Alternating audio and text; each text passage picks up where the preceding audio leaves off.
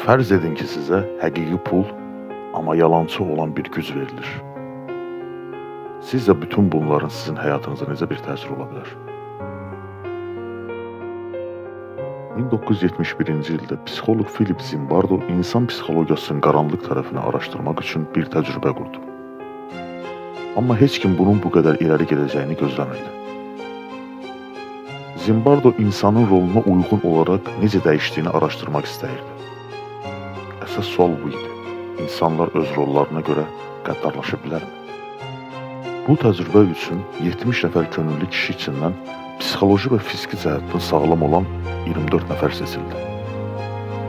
Təsadüfi şəkildə 12 nəfər məhbus, 12 nəfər mühafizəçi olaraq təyin olundu.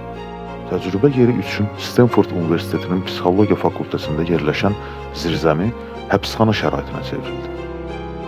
Artıq zəmin 2 həftəlik təcrübə üçün tamamilə hazır idi.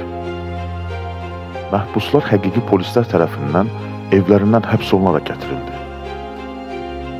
Onlara məhbus geyimləri verildi və nömrələrlə çağırıldılar. Mühafizəçilər isə forma, eynək, bəyənək və fit təchiz olundu. Bu təcrübə dönəmində onlara zorakılıq etməmək tapşırılsa da, konkret davranış qaydaları verilmədi. İlk günlərdə mühafizəçilər özlərini neytral və ya azca sərt aparırdılar. Məhbuslar isə rollarını qəbul etməyə başlamışdılar. Lakin hələ ciddi üsyan yox idi. Hər şey oyun kimi başladı. Amma cəmi bir neçə gün sonra vəziyyət tamamilə dəyişdi.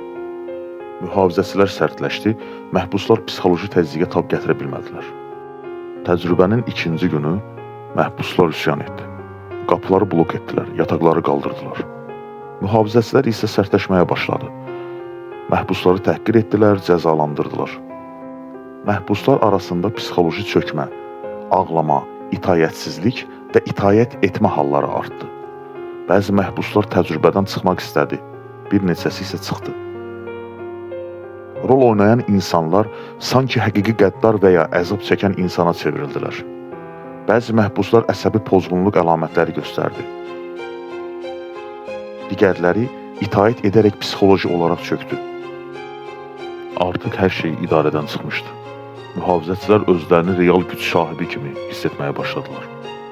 Zorakılıq, alçaltma və psixoloji işgəncələr gündəlik hala çevrildi.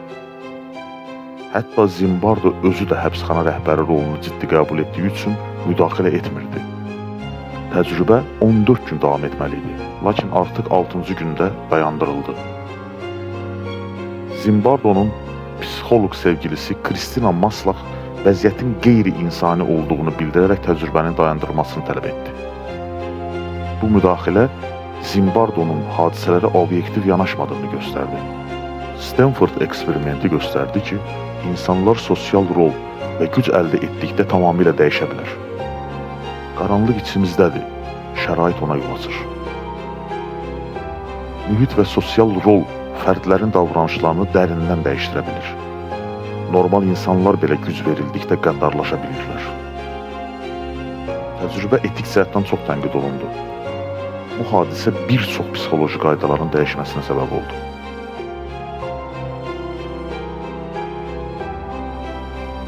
Bəs siz necə düşünürsünüz? Əgər sizə güc verilsəydi, siz də dəyişərdinizmi?